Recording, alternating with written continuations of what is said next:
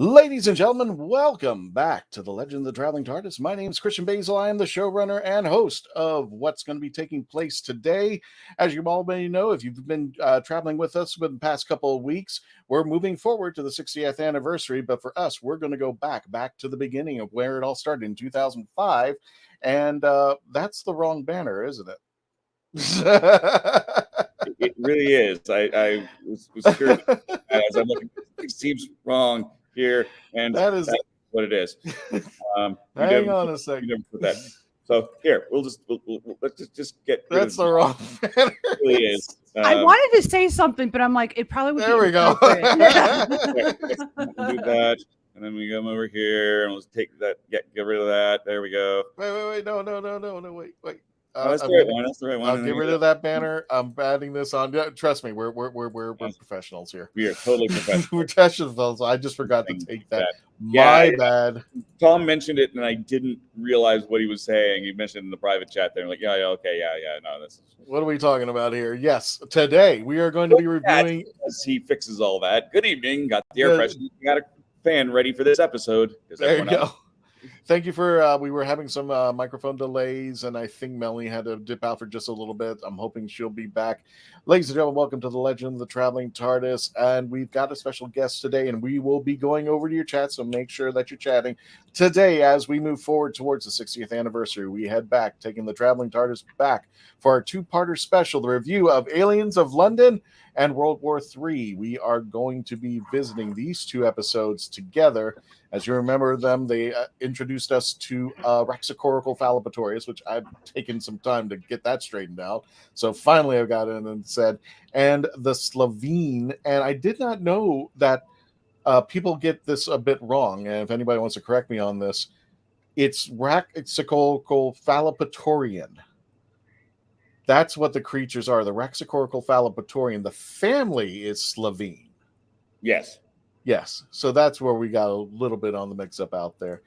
Speaking of mix-up, let's go ahead and bring in our team of celebrities today who are going to be helping us rate. And don't forget, you're rating too. This is all interactive, so we want you to be part of the legend. We want you to be rating this as well. So everybody into the chat, say hi there.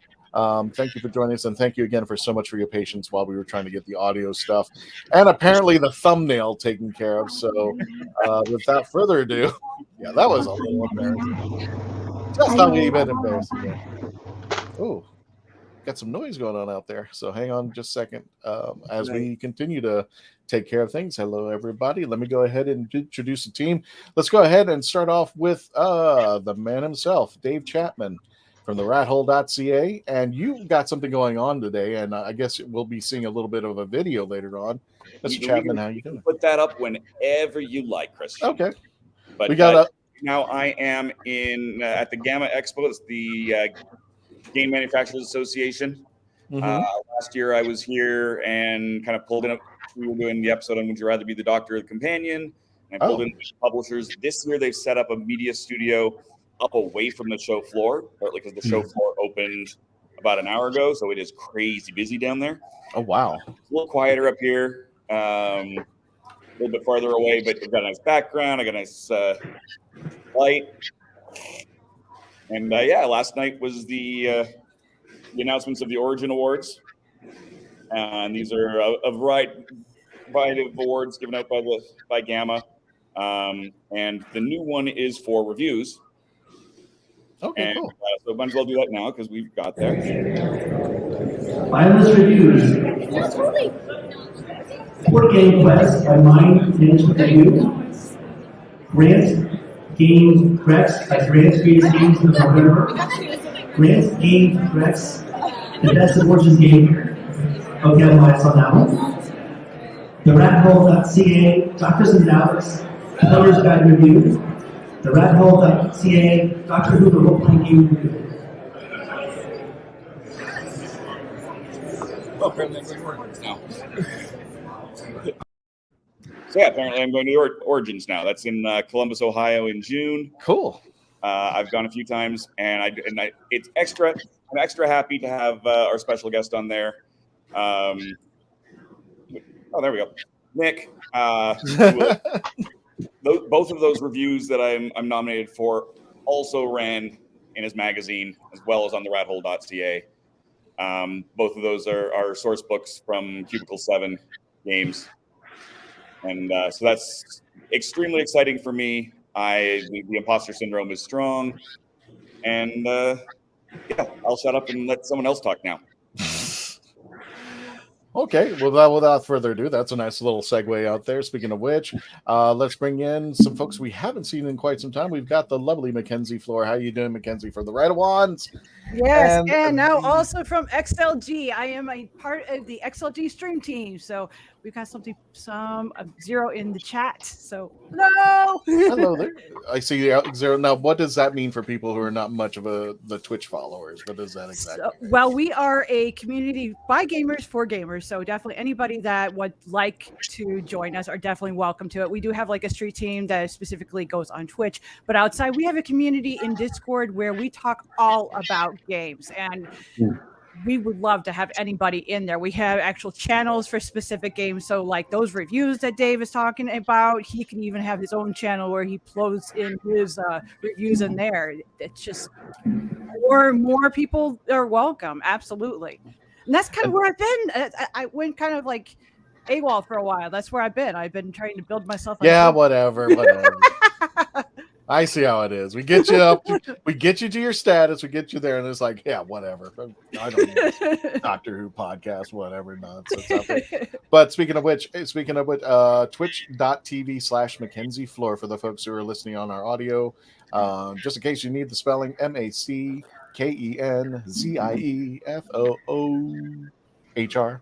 Yeah, don't mop the floor, please. Speaking of which, that's a great transfer to the Reverend Amagon, better known as Tom Cook, the hashtag guru. Okay. I got it. Finally. How you doing, Reverend? Hello there. It's your boy, Tasty Cake. And because I follow Mackenzie all the time, not literally, but on her Twitch channel, I dyed my hair red as well. So. Oh, okay. Yeah. Well, that's just a coincidence. Anyway. Nice and shiny out there. Don't forget to check out the good Reverend, or better known as Tom Kosak, on the Revs, Raves, and Rants on the YouTube channel. You can follow him out there as well.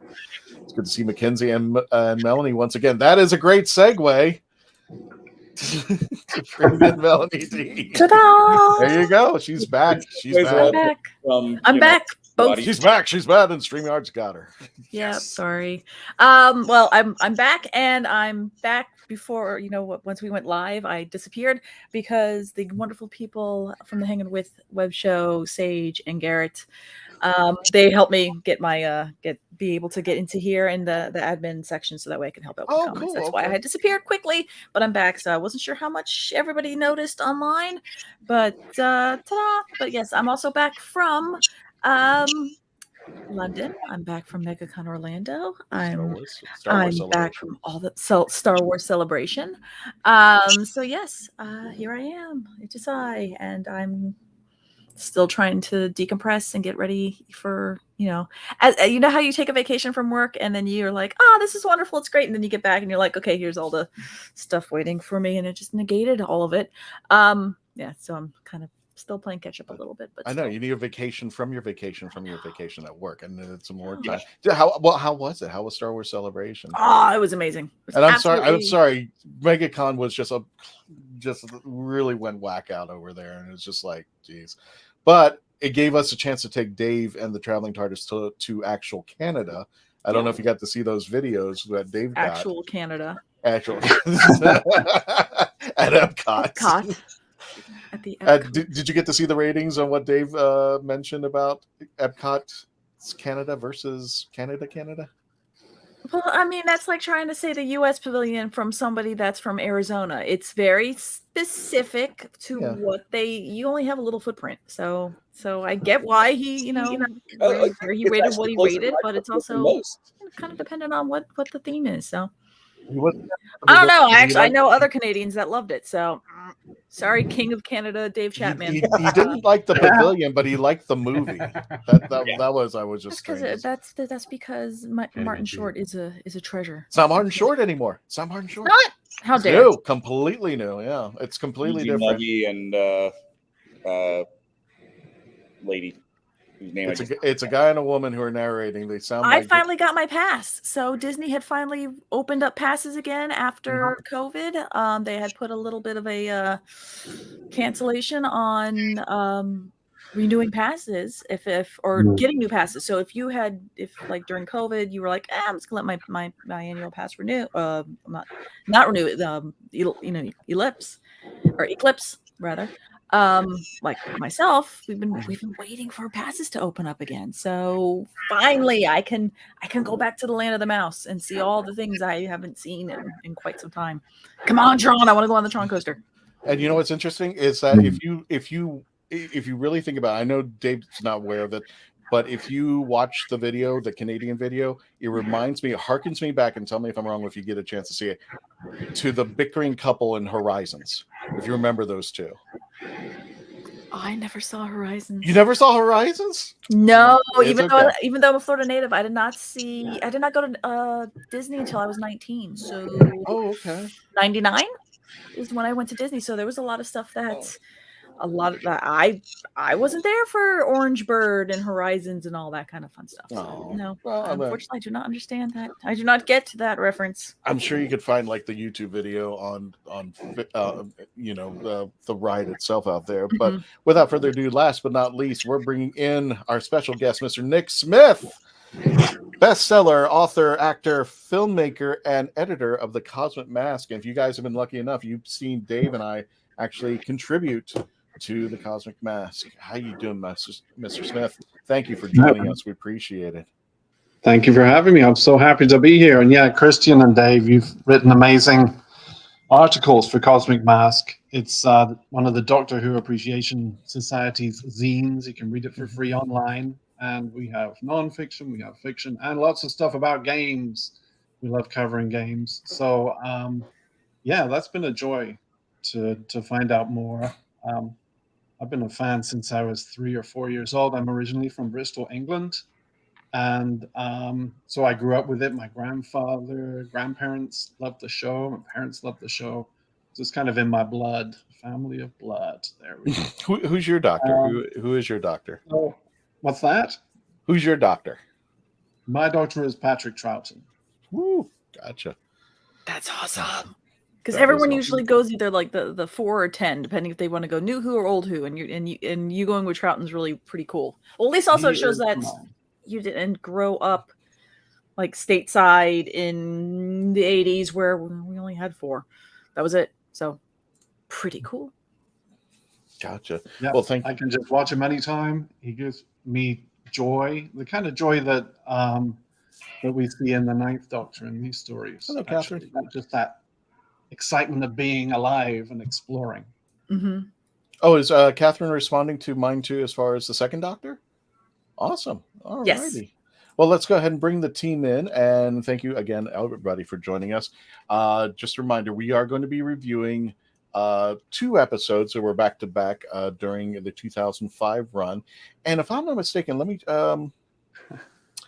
first broadcast on April the 16th, 2005. So wow, it's not too far away. Just about 9 days ago that this particular episode broadcast. This 2-part episode we call The Aliens of London. I don't know why when I was writing stuff down for it, I called it AOL. And World War III, which is the 2-parter.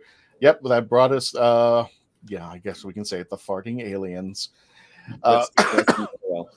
If you're not familiar with how we review things, this is how we're going to be doing it. I'll be asking our panelists to give us some numbers, and then we're going to go to a commercial break, and then we'll be going to each individual panelist. Again, we put this in a 2-split parter, so they're going to give me numbers for Aliens of London as well as World War III. The lowest person is going to get to start first. One with the highest number gets to go last, and because I'm the showrunner, discretion, I'll probably be at the end of that time is allotted. So without further ado, let's go ahead and get the numbers out there. Let's go ahead and start off with our special guest. we've got Nick Smith. Nick, what would you rate? And this is just going to be split: Aliens of London and World War III. Okay, Aliens of London, 7 out of 10, and World War III, 6 out of 10. 6 out of 10. So 7 and 6 on there. Dave, you're next up for bids. Got it. What would you rate Aliens, and what would you rate World War III? 6 across the board. 6 across the board. Okay. Little dip on down there. You're trying to go first, aren't you? Mackenzie Floor. Aliens of London, World War III. What would you rate them? Straight 7s across the board. Straight 7s across the board. The lovely Melanie Dean. What would you rate our 2 episodes? I had said 8s across the board, but I'm lying because I just want to go last. If anybody has watched this show long enough, they know what my rating really is. So, God, I'm playing your game, Christian. I'm on to you. And last but not least, definitely the Reverend Amagon. Tom, how would you rate? Same as Mackenzie's, 7 and 7. 7 and 7. So without further ado, with the tally numbers that we got from everybody, the lowest score will be starting off our reviews over there. And who was the lowest score? Well, you're going to have to wait until the commercial break. When we return, we're going to start our review of Aliens of London as well. Yeah, Melanie, she just wanted to go last. Aliens of London as well as World War III. Return. Please continue to stay logged on, tuned in. We'll be right back.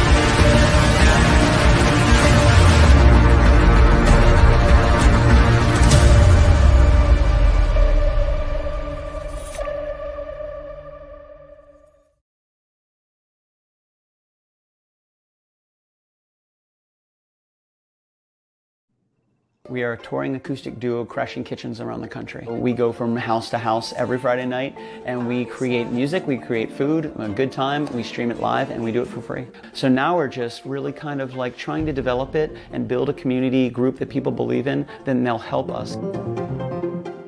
So we played from our rehearsal room, we played from the bathroom, thankfully that didn't catch on. I probably played guitar in my room, not for anyone, in front of anyone, nobody heard, for probably about 10 years. And then one Friday night we played from the kitchen. It's the main place people want to be. It's where the food is, it's where the drink is, it's where the best lighting is. You can go to any party and I guarantee you the kitchen is going to be popping. Our ultimate goal, I think, would be to crash kitchens every Friday all around the world.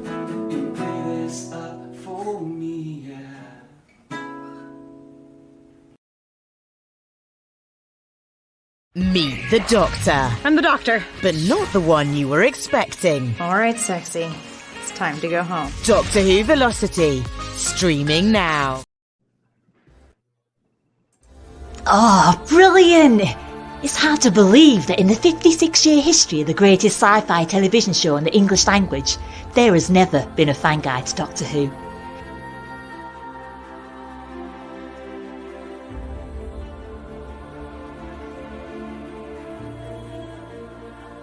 The official books might give you what they think you need to know, but only a guide written by a true fan will give you what you really want to know.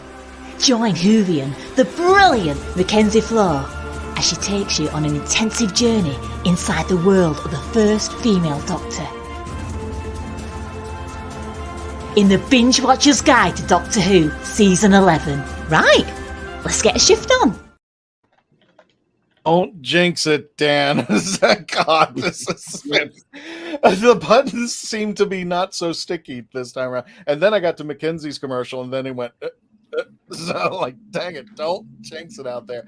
Hey, for those of you just joining us, welcome to Legend of the Traveling TARDIS. Today, as we move forward towards the 60th anniversary, we're heading back towards Christopher Eccleston's time as the Doctor, reviewing Aliens of London, and World War III. We just did the ratings for there. So here with the lovely Dave Chapman, Melanie Dean. I'm here with special guest Nick Smith, Mackenzie Floor, and the Reverend Almagon in the far corner out there. Of course, we are going to be starting with the lowest number, and Dave gave the lowest number with a total of 12 on those 2 episodes. So Dave, you're going to start off the review. You rated 6 and 6. Tell us the spoken lowest. Spoken lowest. The actual going to be the lowest, but Or did you just want to go first, like Melanie wanted to go last? There you go. Yeah. That's totally it. No, it's not it at all. Talk to us about it, Dave. What went wrong? What was the good stuff, the bad stuff, the good, bad, and the farty? I mean, I was gonna say everyone is gonna bring it up, but the fart jokes were excessive. I don't actually object with that it happened. They just were excessive. Yes. Unnecessarily so. But I understand what they were going for. They were going for a little bit of the humor. They wanted a little bit of the goofy that you got from the original series. Slitheen, in the costume version, I actually really like. It's goofy rubber suit guys, and I like the goofy rubber suit guys. I hate you, Mark. Stop it. No, I really do like the rubber suits. But then they interspersed a couple points in there with some CGI versions of them that were completely different. It'd be like you're watching an old 60s Godzilla with the rubber suit, and then they suddenly cut to a scene with the magic water. Yeah, you're right about that. I'm running, and suddenly you get this CGI version that just did not work. Some of the characters were kind of annoying in general. It was not a strong episode. I don't mind the character. I like them. I like the family. I like the concept. I like the idea. I like what they were going for. There were just little. It was elements. It was not as bad as I think Melanie's going to say, but I think it is really. It's an average episode at best. And I say episode singular because it's a 2-parter, same diff. There were some definitely important things. I mean, you get to see a little bit of the Doctor's enthusiasm for why he does this and why he loves seeing things. You don't really understand, get the reference to why he does remember what actually happened. Most things except that's the hangover from the time war, basically. But yeah, there wasn't a lot. Yeah, there just wasn't a lot. And it is a time frame that the Doctor at that point in real life had not visited very often. Right. I think there was only 2 or 3 times that he had visited the 90s at all, including the 8th Doctor movie. But I think the 2nd Doctor did it once, and the 2nd and 7th, I think, did shows that were supposedly in the 90s. But the Time War kind of cluttered everything else up. Wait, what was that? The slap was best? Which one was that? Oh yeah.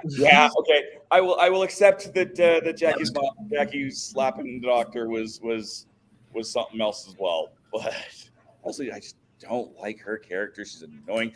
But I also have to admit that Jackie there was a lot of emotion in those initial scenes. There was something visceral about where the heck has my daughter been for the last year? I'm terrified because she was just gone. There's definitely those. As much as I dislike her character, that was a really poignant moment in the show, not just those episodes. But all the good and all the bad just kind of even out to average. And that was the Future's 90s. Yeah, and the episode and the series is just starting out.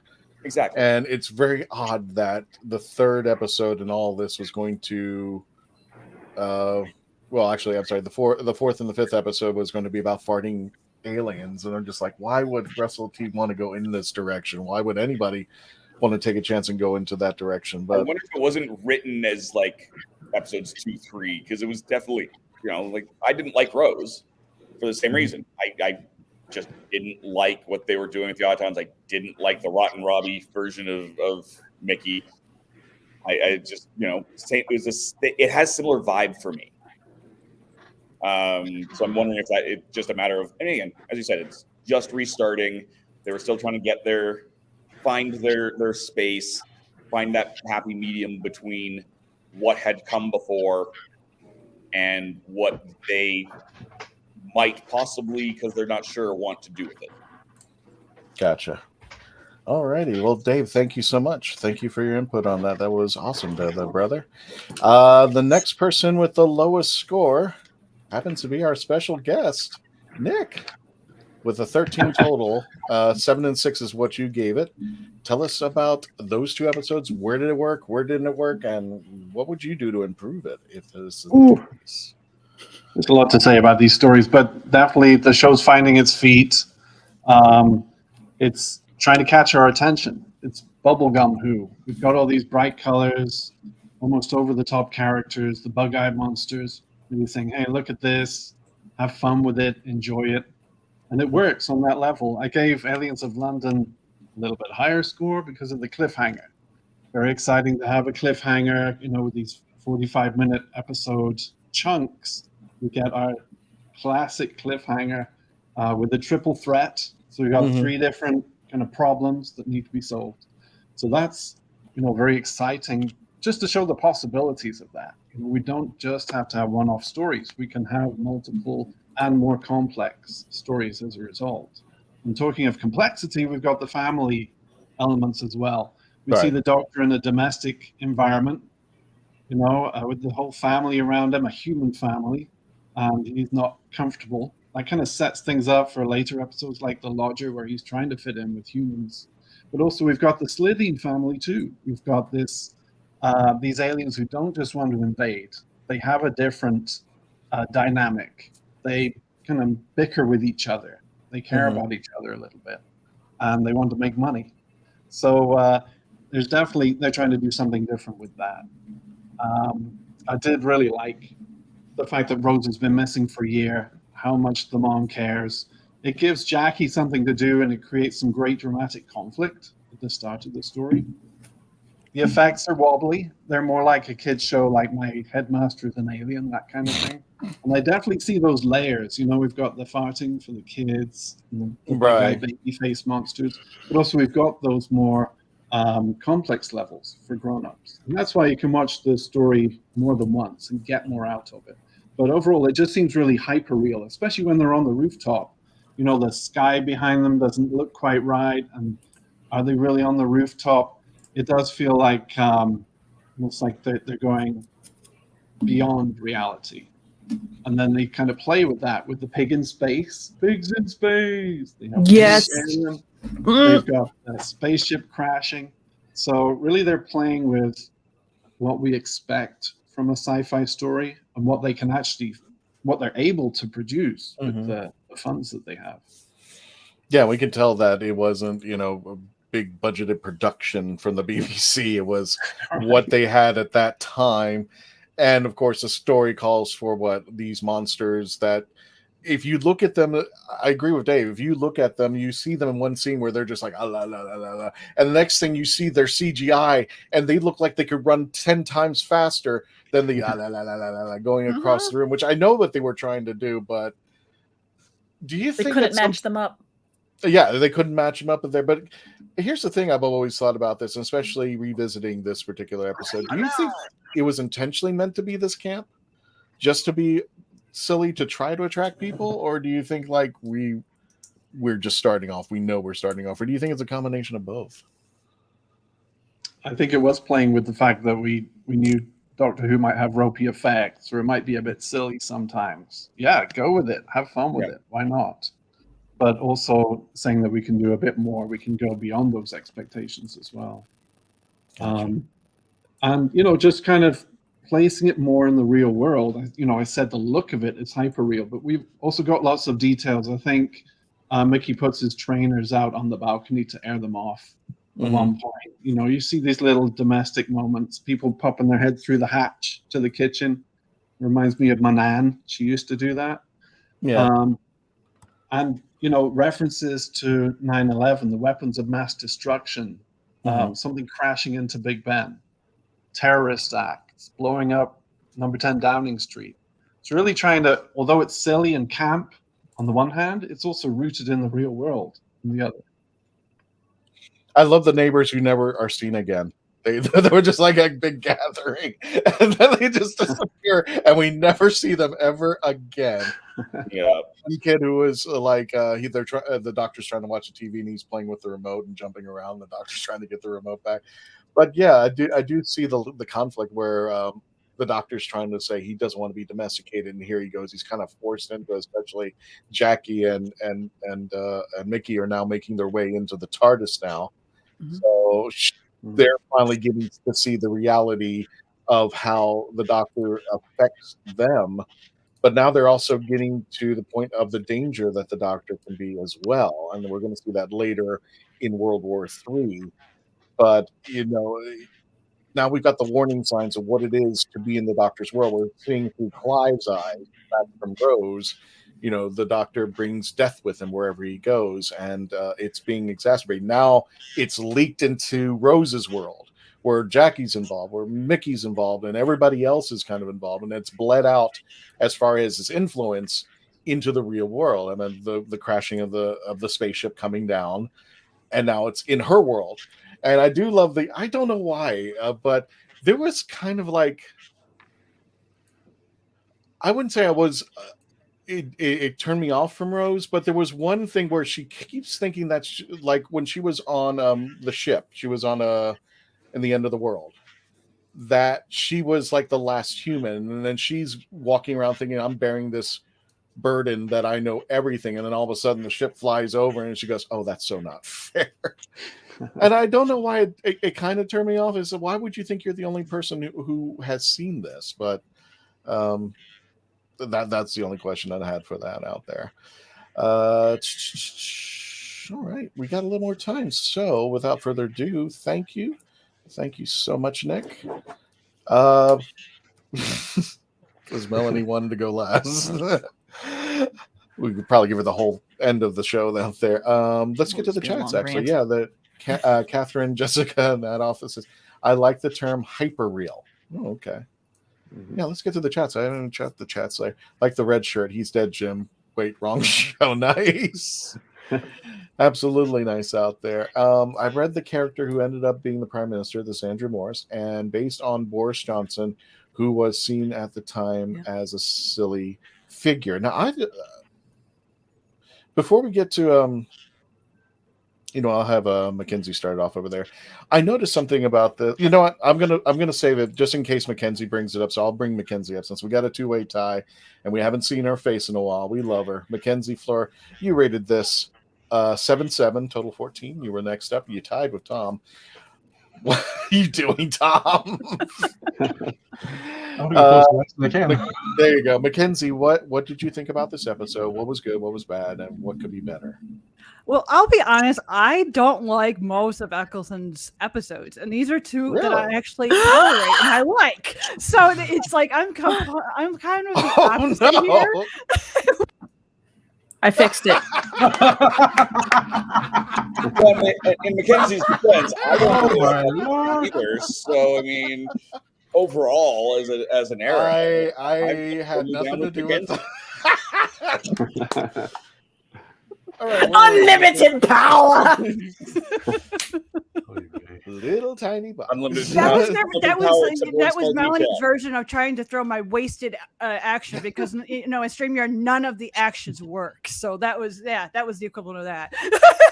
Unlimited power until I have the unlimited power and take Melanie out. Melanie, well. Okay. I can bring myself back in though. Too much power here. Hello, older game of the Anyway, Mackenzie, you two get 5. Mackenzie, can we make that a clip? I mean, can we clip that? I mean, I'm sure we could. We're gonna... Nick, we're really professional. I swear to we are. We're really professional. What the heck is that? Bro, Mackenzie, before we get to a commercial break, just stupid, silly, and that's really the point of them. I felt was it was a kid's show at the time when Doctor Who first debuted. This is maybe a little bit, British people like their toilet humor, but maybe it was a little bit overboard, which is why I gave it a 7, because there was a little bit, as Dave said, it was a little bit over exaggerated with all the farts that was going on, but it was silly. And that's why I liked it. It was entertaining. That's all I was really looking for. Was I entertained? Yes, that's pretty much what I was looking for.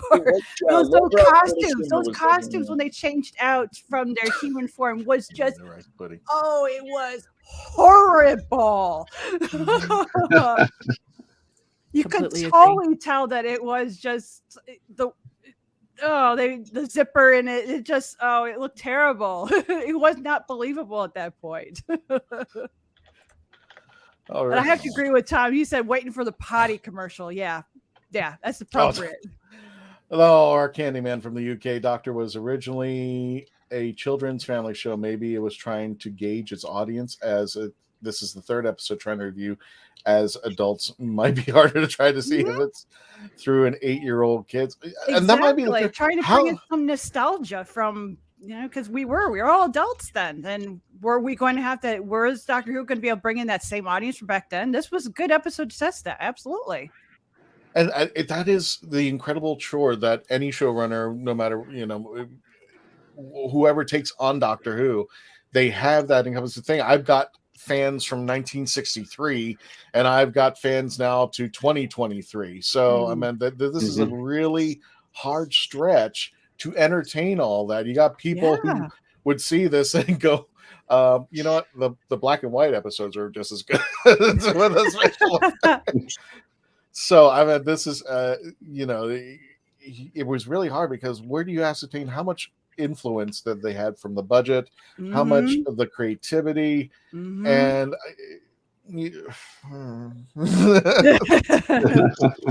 so Mackenzie, I'll put it this way, so for the folks who've just already answered, so there would be Nick, Dave, and Mackenzie.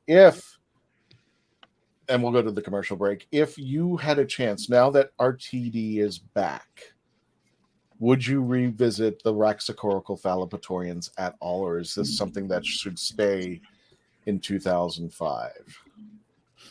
I'll open up to the entire floor, but I would. Yeah, absolutely. I don't have a problem with them.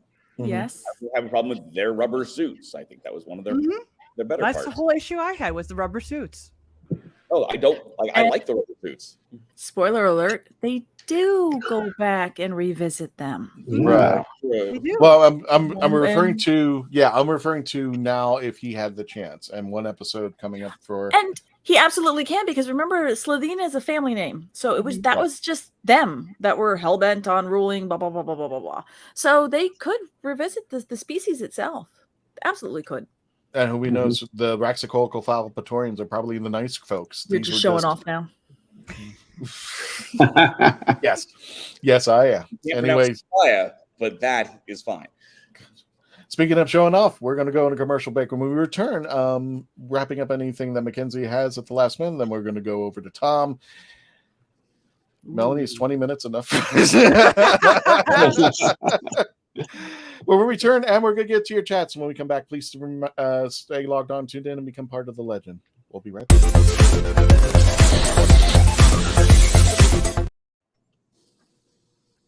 You have more options than ever before when choosing a film, a television or internet series, a book to curl up with, or even a radio show or podcast. Get to know the people who are creating for you.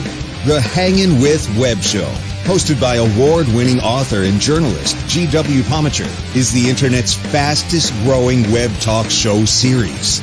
The Hangin' With Web Show features professional, yet casual, in-depth interviews with creative arts and entertainment pros.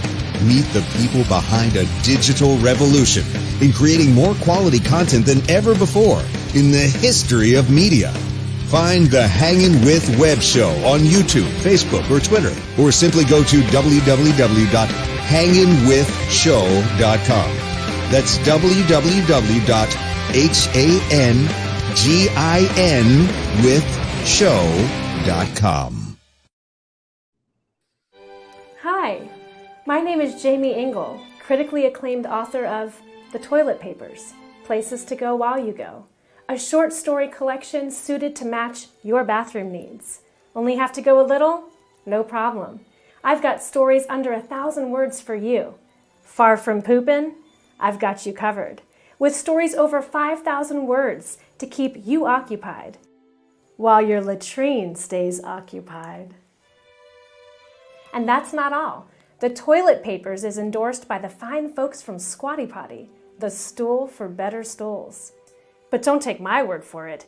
See what Dookie the Squatty Potty unicorn has to say on YouTube. You won't be disappointed. Well, I've got to go, but you can grab your copy of The Toilet Papers on Amazon in ebook or print, or get an autographed copy from me at therightangle.com. And don't worry, I promise I'll wash my hands first. The Toilet Papers. You might just stay in the bathroom longer than you need to.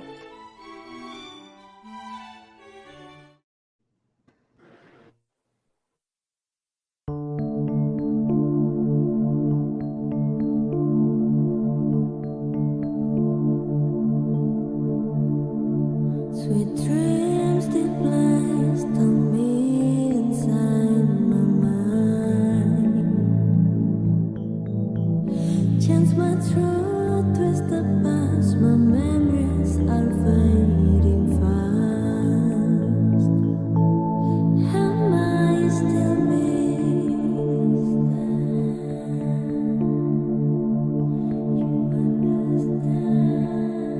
Who do you want me to be?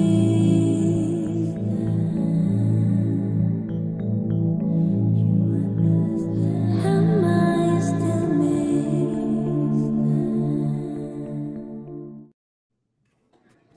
And ladies and gentlemen, welcome back to the Legend of the Traveling TARDIS. My name's Christian Bates. I'm here with Dave McKenzie, the Reverend Abagon, better known as the hashtag Guru, Tom Kosak. We also have the author, filmmaker of, and all-around gentleman out there, but you best know him as editor of the Cosmic Mask for Nick Smith and the lovely Melanie Dean. And Mark, take that back. Seriously, Mark, take that back. Seriously, no, that's not cool, Mark. Should I even put that chat? Yeah, exactly. That is so bad. I love Jamie. If you meet Jamie, she's sweet. And she keeps this show running down there. There you go, Mackenzie. Welcome back. If you're just joining us, we are reviewing 2 episodes as we move forward to the 60th anniversary. We're heading back to Eccleston's time. It's the Doctor reviewing Aliens of London and World War III. Tom, you're up. What's going on, Dave? Tom, you're up. You also, too, rated it just like Mackenzie. Oh, before Mackenzie, did you have any further you wanted to add before I go to Tom? Well, I'm really looking forward to hearing how Melanie just completely obliterates this episode. I'm actually looking most forward to that. Just had her own episode. Just give her the whole show out there. All in good time. This is going to be all in good time out there. Well, Tom, you might want to give some room for Melanie down there. You also too rated a 7.7. Tell us where it went, how it went, and what. I'm still freaking from that last commercial. Oh my Lord! Every time you play this, it brings chills down my spine. Like going from a poop commercial to she vanished. Like, what the hell?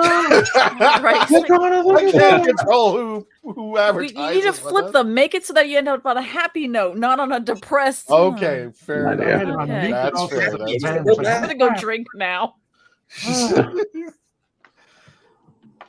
Yep. Cheers. There, I just flipped the commercials. Oh, are you happy?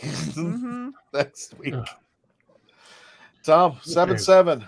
What's up? I guess with my attention deficit disorder, I never pay attention to the CGIs, or because I did binge watch like 10 seconds before the show came on the show, and I just don't remember it. I watched it. I remember the basics of it. You know, would you know like farting when I'm trying to save the world? And yeah, that's the greatest line in any unit show. Was mentioned, Mark, but as our own Mark Robinson said last week, it was not unit soldiers in there. Okay, I never, until he said that, I never really paid attention to that. They're just military. Andrew. Deep breaths. Okay. We're going to have farting jokes all this episode. Jesus. Okay. Keep going, Tom. Okay, so I said 7.7. because it's in. I liked it better than the end of the world. The rubber aliens, again, it's silliness, and of course brought back for Eccleston again, and of course into Sarah Jane Adventure. So, popular characters, people like that. I had no problems with it. The zipper thing, like, okay, automatically, oh, here's a zipper, pops right across your forehead, and that's minor things. Harriet Jones. Harriet Jones. We know who you are. I love that so much. Harriet Jones of whatever, and the MP. She's the light. And it's okay. I'm going to change things. I'm going to make things better. So I like. Could I just jump across? I guess I did. You know me. I'm jumping everywhere. So one of the things I found interesting with Harriet Jones in this whole episode, and you will see it later as her character evolves. The world's coming to an end, and all she's worried about is getting those cottage hospitals. Her world continues to spin around what's going on, and that's all. It's just like, I just want to make sure that the Prime Minister has this information. I'm just like, she is one determined lady, but then it'll spill out eventually when we start heading over into the Christmas invasion and such, and then politicians with their one-track minds, they always do one little thing. That's what they hired me for. That's what they voted me in for, to do this one thing. That's what we're stuck with all the time. Jackie, yes, she was worried about Rose. Like, oh, I'm sorry, it's not. It's been 12 months and everything. I'd be freaked out too. And Mickey, so introducing the characters we'll see further to the series. You know, I like stuff like that. Right. Doctor being stranded, which of course we had jumping into British audio, where Eighth Doctor is stranded. Little bits and pieces. When something's established, then you go back and make little changes to the past and make new stories. So I like things like that. At the end of Aliens of London, with the cliffhangers, cliffhangers. Yes, what's going to happen next? What's going to happen? And then with the trailer that's going to be coming up, say, okay, I'm interested. Mm-hmm. And for me, with the end of World War III, it has a happy ending. Okay, it's all taken care of. I can go back to what I'm doing. You know, a little bit of enjoyment of Doctor Who. You know, it's all nothing's wrong with the rubber men, rubber characters. All government crap, as we all know about. Again, I don't remember the CGI one bit about what they changed here and there, but you know, I guess it wasn't important to me. It was not important to me to remember. But so the special effects weren't even in your purview. It didn't. The zipper thing was like, okay, zipper thing. Kids will like it. Kids will like the fart things. It brings a next generation into Doctor Who, which we all need. So it was the silliness, the idea like we always need to have vinegar. Vinegar is an important staple in life. Drink your apple cider vinegar. Always keep vinegar on hand because you never know, something like this could happen. It's a big, giant monster. The freaking claw is going to fart on you and just rip your head off and go. So, yeah, it was okay. Okay. I enjoyed it. I gotcha. No worries. So, gotcha. We're going to be waiting for Melanie.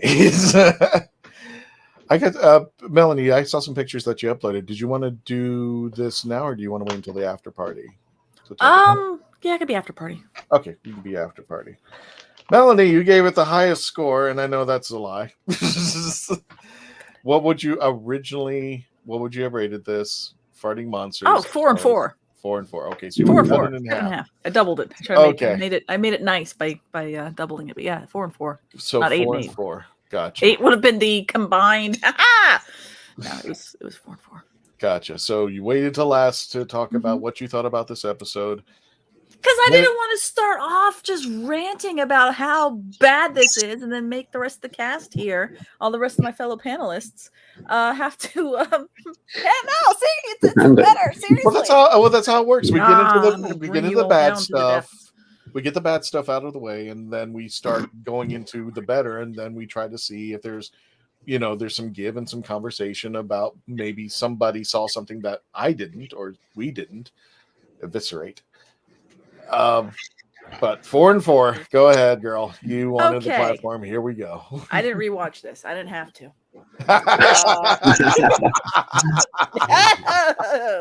No, first rule of this episode is we don't talk about this episode. No, I'm not watching this thing again. This is terrible. Okay, let's try being a positive note. So I'm gonna try being positive. Be positive, okay. Negative, positive, negative. We have Dr. Sato. Somebody shows up for the first time in this and has to negative. Pig pilot. Why? Why? That was your red herring? I'm sorry. I mean, Pigs in space.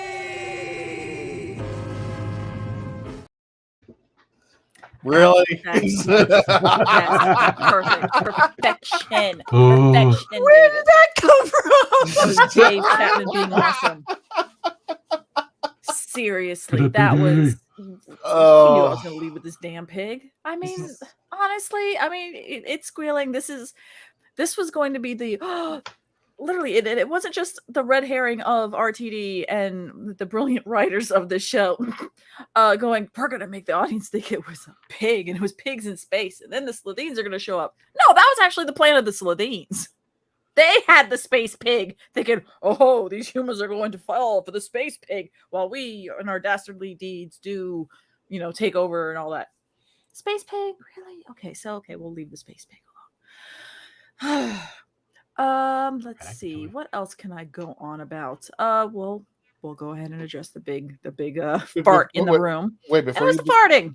Before you proceed on that one, there's something actually good that I would actually like to point to the space pig. First of all, we finally see Tosh, and Torchwood starts to play into this whole thing.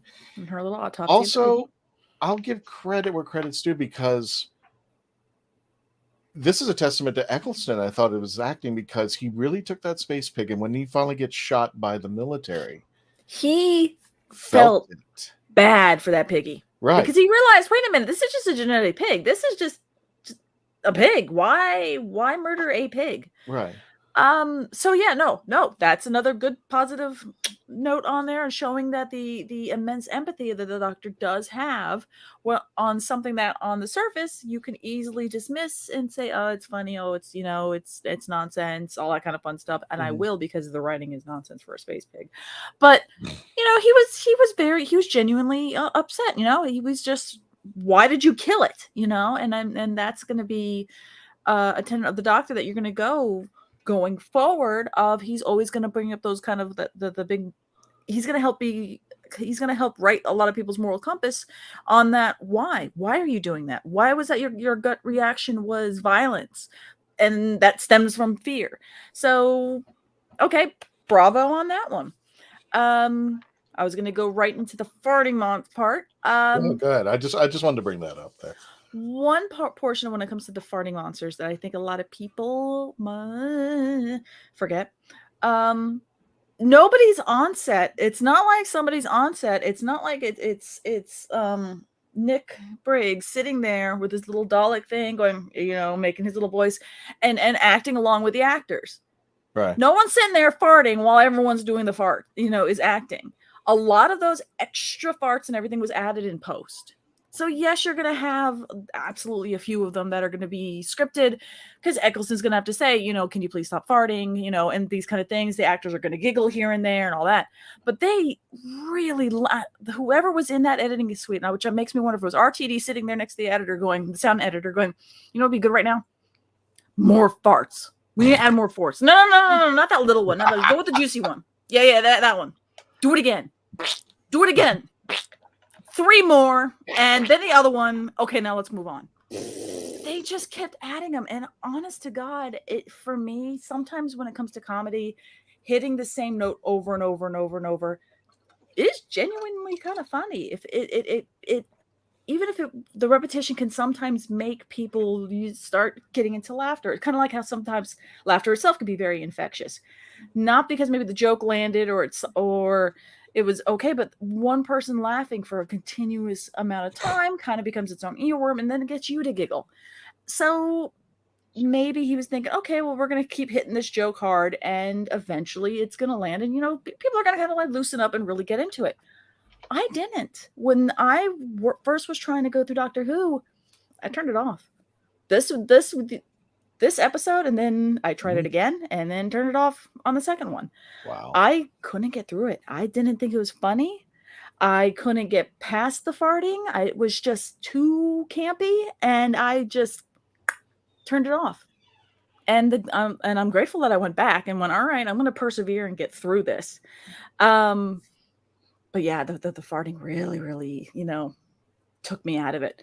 Now, another part, which I'm glad of whoever's running the pictures here, the Mickey plot. And this becomes a huge plot point going forward because they always keep bringing this up with Rose, and especially with they keep bringing it up between Rose and her mother, and that it becomes a friction point. And of course, it's going to become a friction point with Mickey.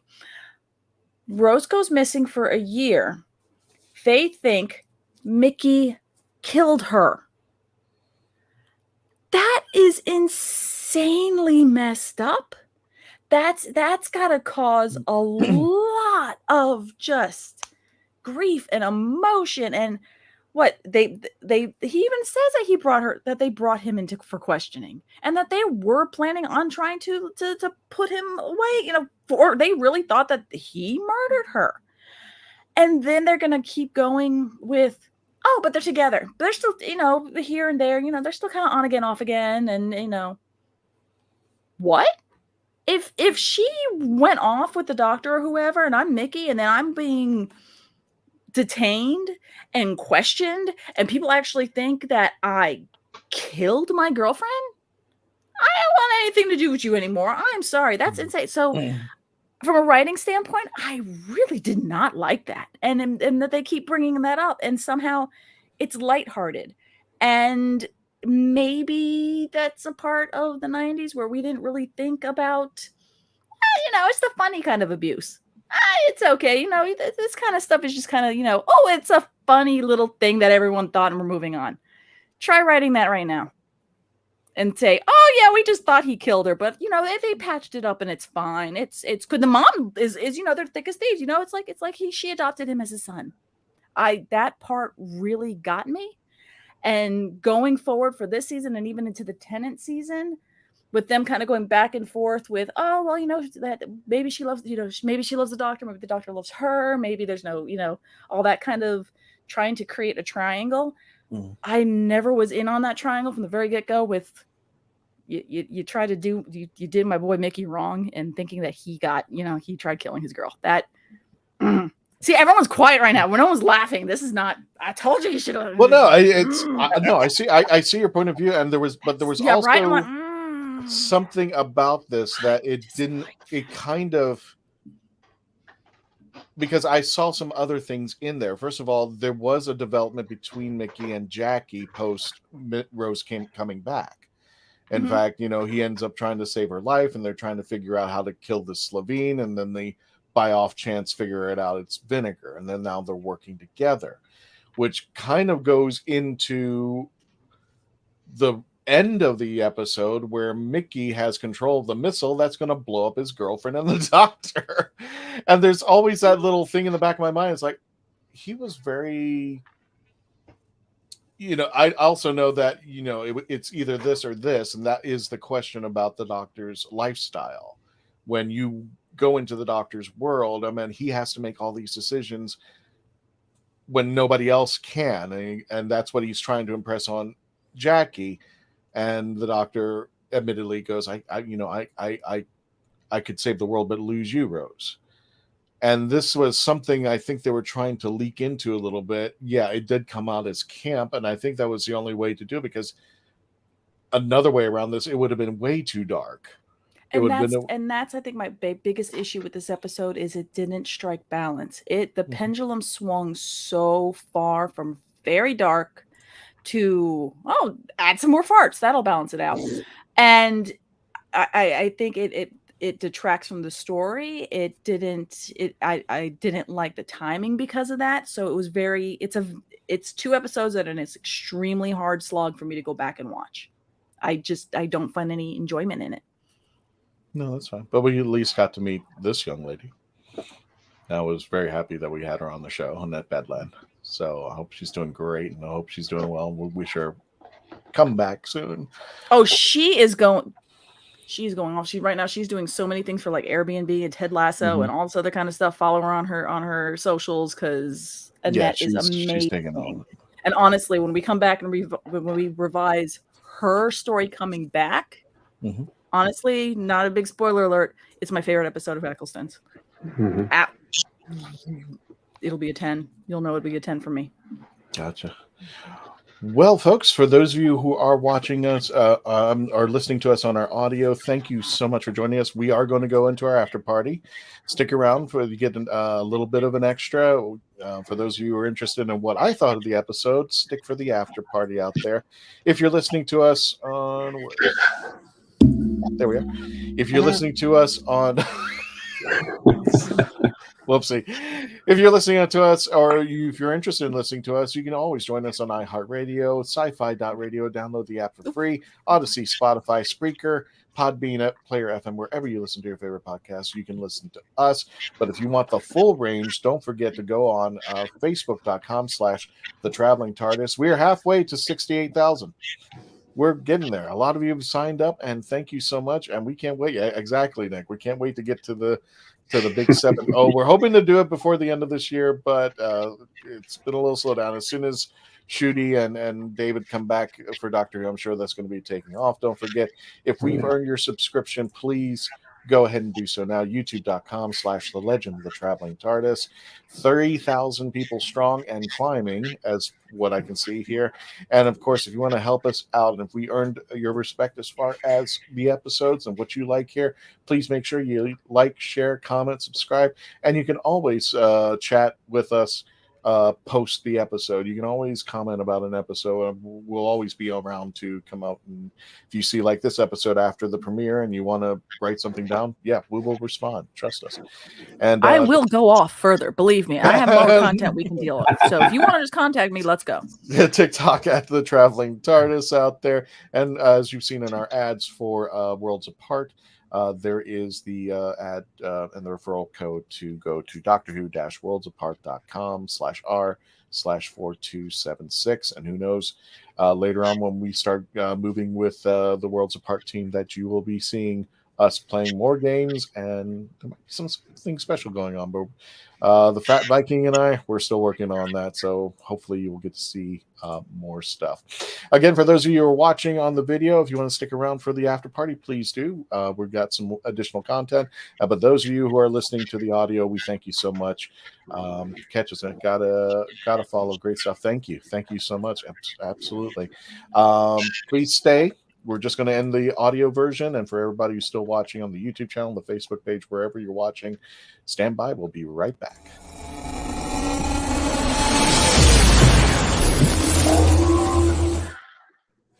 Okay. Yay! So I'm so glad you brought up Doctor Who Worlds Apart, because I've had multiple people say, "When are you playing again? When are you playing? When are you playing again? What you're going to play again?" I managed to get a quick game of it in. Ooh. Until my laptop died right at the very end. Oh. He still won, the jerk. He's still. I was sitting there, and his Wi-Fi cut off or something happened. My and you were laptop gone. ran out of power. And I was about to end the show, and the next thing I know, the thing goes back, and then he's killing all my people. I'm like, maybe I should right now. I was like, he just came back out of nowhere, and yes, like, Dave. I'll end the show. Love him into a false sense of security, thinking that your laptop's I know that's not fair. So next time I'll just end the show. It's like click. Tony, take us out. Bye. So who's the Fat Viking? That is Mort from Doctor Who Worlds Apart, the CEO and the man who runs the Worlds Apart. So Reality Plus. Reality Plus. I had to think about that because I know they just changed it. They tweaked the name a little. Okay, so my take on this episode. Yeah. What number? What number? I'm in a 3-way with Mac and Tom. I'd go 7-7. It was. I agree. It is just another episode. Where are you going? Ooh, Where are you going? His laptop's dying. His laptop's dying. All right, I'm gonna give you the John Cleese. There you go. How about that? I give you the John Cleese.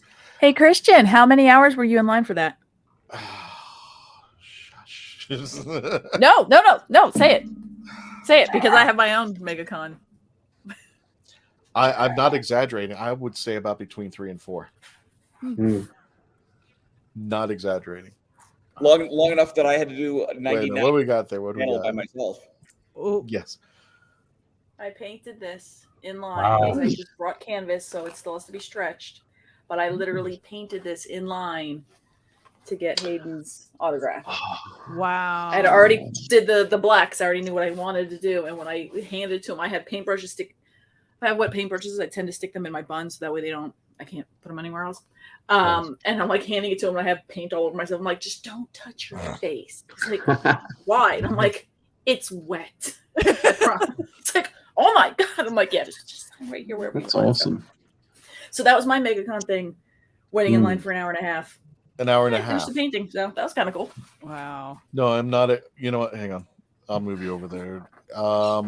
Just in case for those of you who don't know about this particular picture, John, I had gotten in line, and I was at the very end of the beginning of the next line, which means that they were cutting off the line, and it was just one turn, one little turn.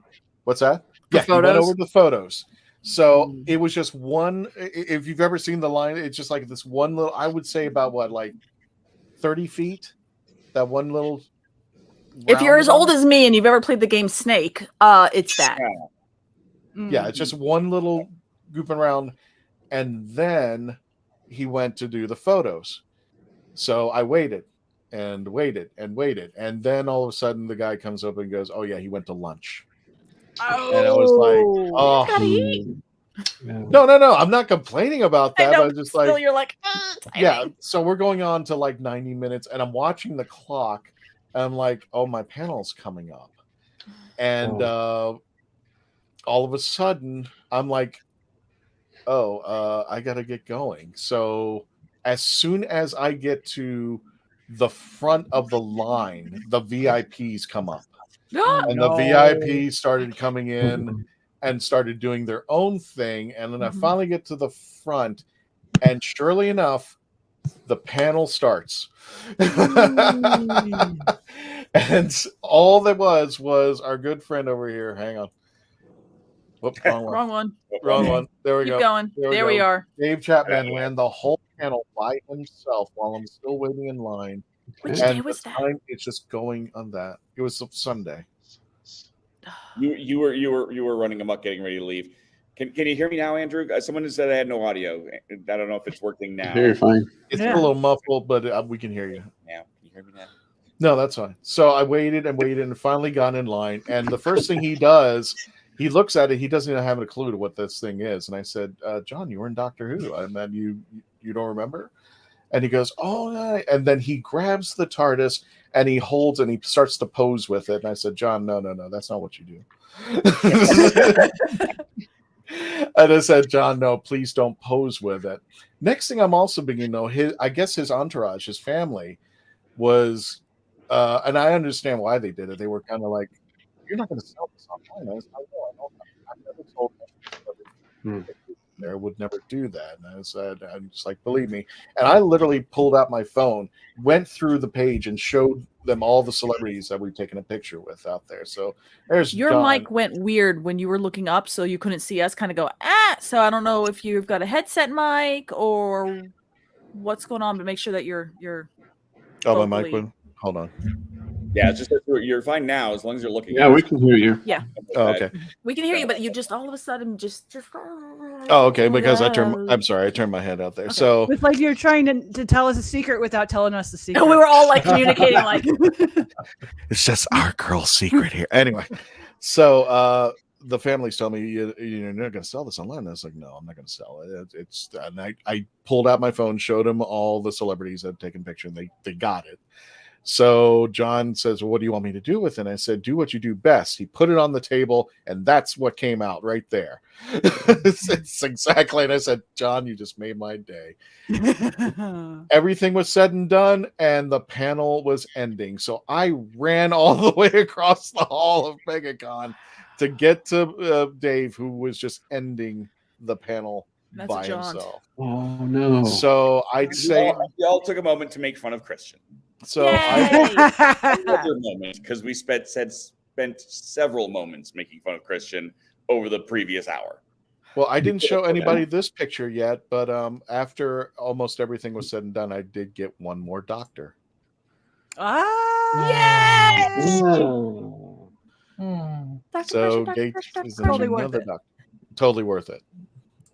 So that was yes, that was it. So anyway, going back to 7 to 7, basically parroting what everybody else said.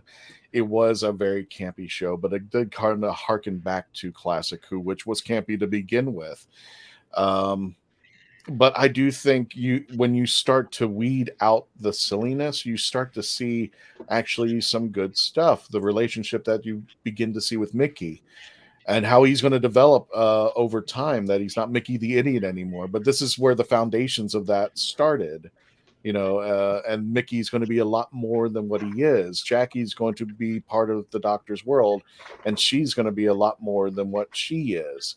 And the woman who we thought, I really thought Harry Jones was going to be a one-off. Oh, I'm so thankful she wasn't.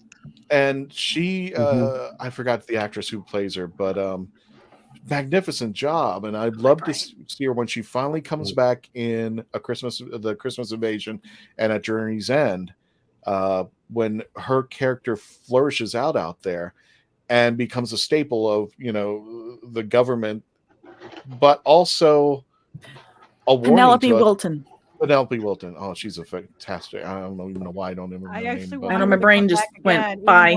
We know what happens to the character, but I want to see her come back anyway. She's dead. Give me a version of her in Pete's World. Time to be rewritten. So Penelope Wilton. Just I loved her as Sean's mom in Shaun of the Dead. Yes, she was awesome. Yes. Oh, Pickle. She's a national treasure. Oh, Gamer Gene, thank you.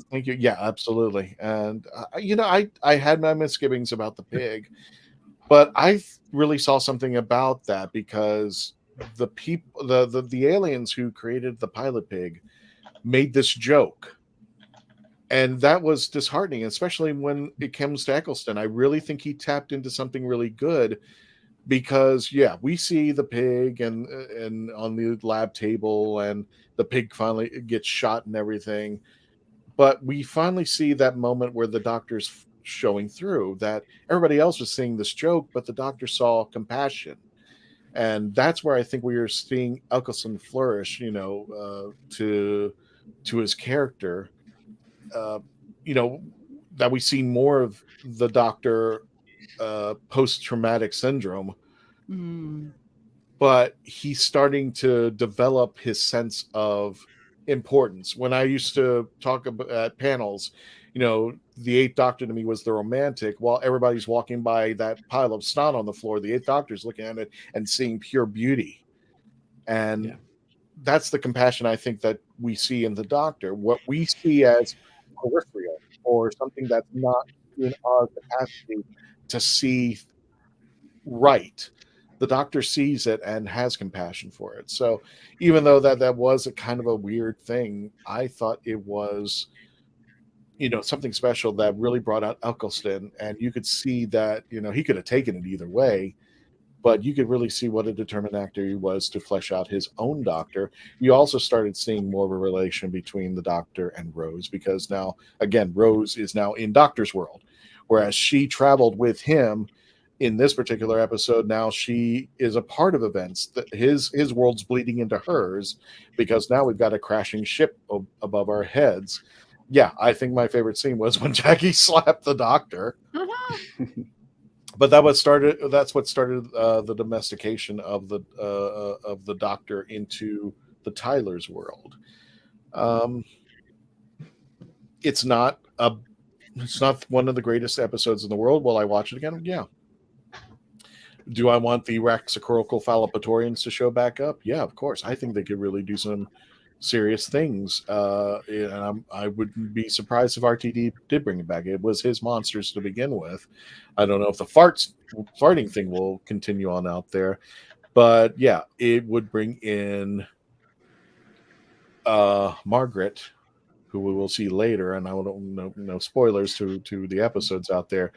But for one of the most campy episodes that we had, led up to one of probably, I think, as you said, I think, Melanie, one of the best episodes of Eccleston's time out I there. would go as far as one of the best scenes.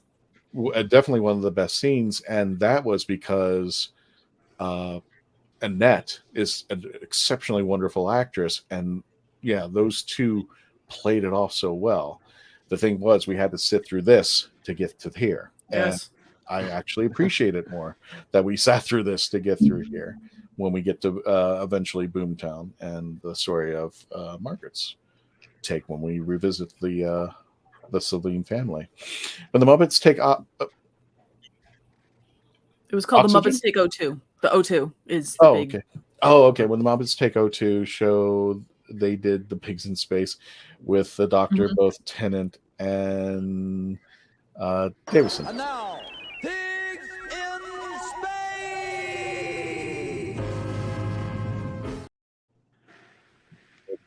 Oh, what's her face was all that. On that Kylie Minogue. She was in that. The Muppets. Kylie Minogue. She was in the Muppets one. The Muppets Take O2. Oh, okay. I haven't seen that. It's a live show. I've seen clips on YouTube, but I haven't seen like the whole thing out there. So, I honestly think that these two episodes could be better. I would actually move it to an 8 if I was given a chance to edit it into one episode. There's a lot of stuff that you could cull. I think you could tighten up and make that pendulum not swing as far. Kind of bring it a little closer together, get some more balance, and maybe remove, about 3/4 of the farts. Maybe more than that. Well, we got a gift for everybody. Again, if you please go ahead and subscribe over to the Legend of the Traveling TARDIS. Go ahead right now, youtube.com. I'm sorry. Go ahead. No, I was putting a comment up. And we got a special gift for everybody. It's going to be premiering.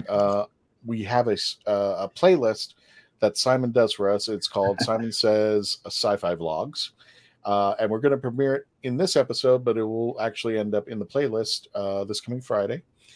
But we want you to subscribe to the channel because these are going to be stuff that you will not see anywhere else as far as the social media is concerned. It won't be on Twitch. It won't be on Facebook or anything.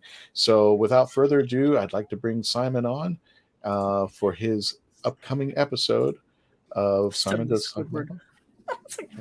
What's that? Just suddenly there was Squidward. Squidward.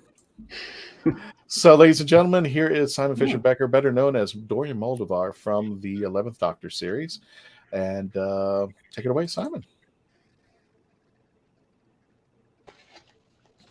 Hello and welcome. And today is Monday, the 24th of April, 2023.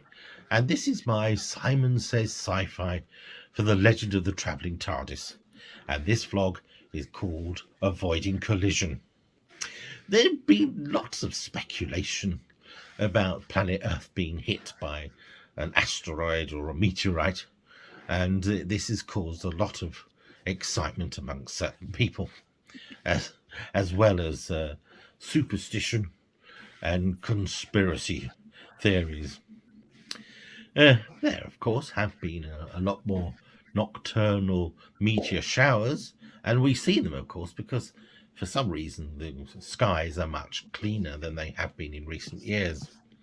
And we have reports of meteor rocks falling through the atmosphere and landing in people's gardens. There are many sci-fi stories, of course, and movies showing mankind creating missiles or the like to send off with the hope that it'll either disperse an asteroid or at least knock it off course. And there are other stories that we just have to sort of brace ourselves and wait for impact. But what is the reality? In recent years, it's become clear that we need a lot of very clean energy. But it's proving expensive to develop, and that is why there is not the political will. But if meteorites are heading towards us, something has to be done. For decades, the scientific community has been developing highly imaginative projects to clean nuclear waste and to build systems to pull meteors into our orbit so that we can mine them for their luscious minerals and whatever they have to offer. And in doing so, having stuff to create alternative energy. Different countries have various ways of developing developing alternative energy. Sweden is a perfect example. They use industrial and domestic waste, which they burn down, and they use the ash to help them create clean energy. And they become so efficient that they need more and more of the waste material, and they've gone to Norway. They import Norway's waste material, and they return the ash to Norway in the form of a fertilizer. Here in the UK, we've got various scientists and inventors coming up with all sorts of ideas. One that comes to mind is Trevor Bayliss. Oh, he's a marvellous chap. He created the wind-up radio that many people use today, especially those in communities where there's no real electricity. So they get to hear and develop their minds by listening to the radio, which they simply wind up like a clock. He also developed some sort of beaker that would take river water and clean it, so that it would become drinkable water, and many fishermen and campers use them, as well as those who live near rivers that don't have any mains water. He often talked about developing much larger silo systems so it could help clean rivers totally, and possibly even the parts of the sea, but he was never taken seriously. But today, what with water companies chucking millions of tons of raw sewage into the rivers, maybe Trevor Bayliss is our saviour. So, if we go back to the idea of pulling asteroids into orbit or knocking them off our path, we must focus on developing plenty of clean, cheap energy. And in my view, we can never have too much. For those who dismiss of what I say as being pie in the sky or just pure fantasy, may I remind you, the fantasy of yesterday is the reality of today. And the reality and the fantasy of today will become the reality of tomorrow. And maybe it could be argued that tomorrow is already here, but we're not ready. Well, thank you for listening. Until the next time, toodle pip. Yeah, there we go. There we go. Yay! I love those so much. It's one of those I wish we could somehow like put them like in the Calm app where you listen to them and they're very just calm. He's very educational. It's I love him. I love it. I love it. Love it. Simon should start his own what is it, Zen moments. Listen to yes. Take a deep breath. He's a very lovely, soothing voice. He really does. And it's very and articulate as well. So sometimes you have people who are very soothing, and it's just at the point where you're just kind of, the words are almost kind of really molding or melding into one another. His is still very articulate. Mm-hmm. Well, it's just to let you know, that's exclusive as well as our videos of the day. Yes. As our videos of the day, where you can catch them on the YouTube. And we usually try to do a video of the day every other day, just some fun, so you can have some lively Doctor Who stuff, including with Dalek Hal, which we've been taking Dalek Hal, as you saw in the intro earlier, chasing Dorothy to get her dog. So we just like to have a good time out there, and we have these videos all. Oh, good grief! The orange. I have so much orange chocolate. It's insane. He just loaded me up and handed me this huge box, and I walked around all of London up with it. And it's just basically orange chocolate. It's Terry's everything. So I have Terry's eggs, I have Terry's oranges, I have every white chocolate, dark chocolate, milk chocolate, everything you could possibly think of chocolate that has orange in it. I am slowly devouring. So thank you, Mark. Kevin's going through it. Amber isn't, because Amber absolutely abhors orange chocolate. So she's not partaking in it, but it wasn't for her anyway. So. They have chocolate raspberry too. They could have gotten her something. Yes, they do. But yes, we're slowly going through it all, and it's very lovely, and it's a nice little. I really do like that some of it's in little truffle form, so you can just kind of. I haven't eaten dinner today. You're making me hungry. Oh, if you want any chocolate, I'll send it on over. Oh no! I'm trying not to. I've lost 15 pounds. I'm trying so hard to stick with it. Lost. I was like, wait, how? Okay. Lost 15. Lost 15 pounds. Heck yeah, just going the diet route, doing diet and exercise. I'm done the water thing. Videos.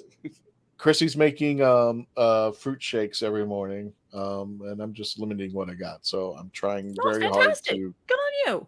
Yeah, so I can be around to do other shows and stuff like that. Yes.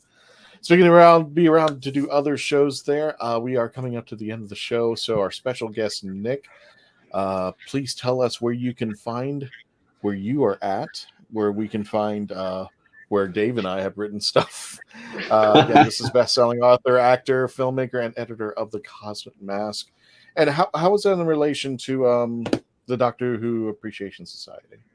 So really it's a zine where we want to make room for short stories as well as nonfiction. So we have lots of articles, but also we encourage people to write fiction. We have 6 or 7 stories with every issue, every few months. But also we talk about different creative aspects of Doctor Who, like fan games, fan films. You can find it on the Doctor Who Appreciation Society website, and you can read digital versions of the issues there, including Yoel's articles. And also you can find me via Nick Smith Films. Just type in Nick Smith Films and I might just pop up. Do you need art for your zines? I do. I'm always looking for art. And there is some fantastic art out there. I'm definitely always looking for that.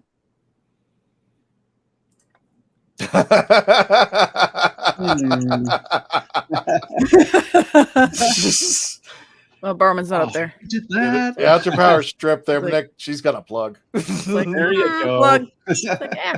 Got art. No, I'm just playing with the camera that's not working out well. That's gonna stay there. Okay, no, sorry. As we come to the end of our show, cool. So let's go over. There you go. There's your art there. Recent cover. That's just the one cover that I could find of the sister magazine, Celestial Toy Room. And that's by one of our Cosmic Mask artists, Megan Hunt. She's military. She's a single mom, but also she loves to paint. She did this amazing watercolor, and we used it as the cover for that issue. That's awesome. Let's see if I can find Jody's the most. Thanks, Andrew. One. I'm just gonna see if I can find it here. Mark says I lost $15 in buying chocolate. As we're getting worth it. As we're wrapping up, and Dave's looking for that, and as we go into the next episode, I think is Dalek. Is that right? Yes. 90% sure. Yeah, it's Dalek. Yes. So as we move towards the 60th anniversary, we will be reviewing stuff that we just haven't reviewed. A lot of you have been asking, hey, have you reviewed this? What do you think of that? So we're going to be reviewing the stuff as we move forward. And we will be reviewing the multi-Doctor episodes as we get closer, the 2, the 3, the 5, Time Crash, all those episodes that had multiple Doctors. We'll be running into those when we make our way to the 60th anniversary, plus any celebrities or guests coming on our show, like our good friend Nick Smith out here. When we bring them on, we'll be letting you know out there. And plus any other Oh, hi. Yeah, I was say, look at the screen. You always, when you start talking, I'm looking at the camera. That's what I'm trying to see. You look up. I look up at the camera. That's the thing. My camera's right here. So I try to be attentive, like face to face out there. That is. So tell us a little bit about this before we go, Melanie. What's that? Because we could not line up to grab the TARDIS to go to, because the TARDIS decided he wanted to go to Epcot with Dave and not London with me. While I was there, I went to the Who Shop Limited with Mark, and we picked up a little British cousin for the Legend of the Traveling TARDIS. And this is my little TARDIS that I'll carry around. It's about the same size as the other one, except this one's still blue. As I have many photos I need to give to Christian so he can start posting some of the cousin running around London. But this is one where he got his feet wet, and that is the Thames. There's a little small area in the Thames where there's a little beachy area that we went down. We did a little bit of mudlarking, which is just picking through all the garbage, and I stuck the TARDIS there, so it's wet with the Thames. So there's that, and one other quick little photo since I wasn't on the last episode. There's Mark in his glorious self on the left, followed by me, my husband, Kevin, and my best friend, Amber. And this is where, when we were walking around, he took us to Leek Street, which was an amazing, amazing tunnel that the big thing about it is 100% open to graffiti artists, street artists, you name it, mural artists, what have you. You don't need a permit. You just show up and you just start painting, and the tunnel itself is huge. Yes. But because everybody has that openness and willingness to go out there and paint, something you might paint as you saw an hour ago might not be there again. So it's constantly evolving, it's constantly changing. It's absolutely just intrinsically amazing. It's energetic, and you see all this stuff. So if you're in London, if you're walking around, the best way I could say that, it's within walking distance, like of the Eye and all the other kind of little touristy things. But yeah, check it out. And this is an edition of the Doctor Who Appreciation Society, the Cosmic Mask. And yes, these are free. You can get online. And again, gloating, Dave and I have written articles in certain magazines, so you can catch up what we've written for the Cosmic Mask. Hoping to do it again. I haven't done that in a while. Every time. Actually, work also for Clownfish, and they usually ask me to write an article every now and then. I go, yeah, I'll write one, and never do. just never get around to it. Just like, oh yeah, I got that podcast thing going out there. But yeah, this is awesome. This is totally awesome. Nice digital. So let's go ahead and wrap things up. Everybody, as you can see, the team below me, we have the Remenamagon. Don't forget to check out Revs, Raves, and Rants on the YouTube channel out there. Melanie Dean over at Pieces of Melee on the Instagram, and she's doing live feeds every so often now that you're back. Yep, back to cosplay. Got to keep working for San Diego Comic-Con. Tampa Bay Comic-Con's first. Wait. Okay, so yeah, I had to think about my con schedule. Tampa Bay Comic-Con's first, then in July I will be at San Diego with more cosplay stuff I'm going to be working on, and I will be in the art show at San Diego. I have 3 panels and plenty of Doctor Who and Star Wars and all that kind of fun stuff. Art. I want somebody to take a screenshot of it now, because I like the way that 10 is looking at Tom in our picture. Here, they're both looking at it. Oh, 9. You said 10. I'm like, oh, 9. Sorry, 9. He's looking at Tom. 9 and Harriet are looking at. Yeah, exactly. There. Yeah, that's cute. Beautiful.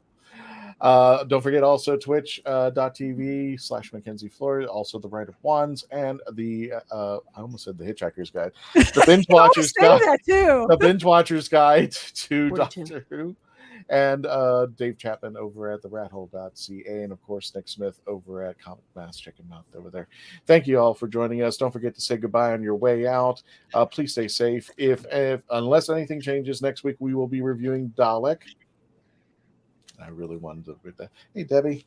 Well, you're fine. The episode's over, but hey, you can always watch us stream on the YouTube channel. Oh, yeah. Sherman. Oh, yeah. Bunk cakes. Sheesh. Typos are all real tonight. All the down poured over a bun cake. That's fine. Okay. You know, I haven't had dinner tonight, so let me go ahead and end this show so you can have proper dinner. Yeah, I've got another show to get to, so. No worries. All righty.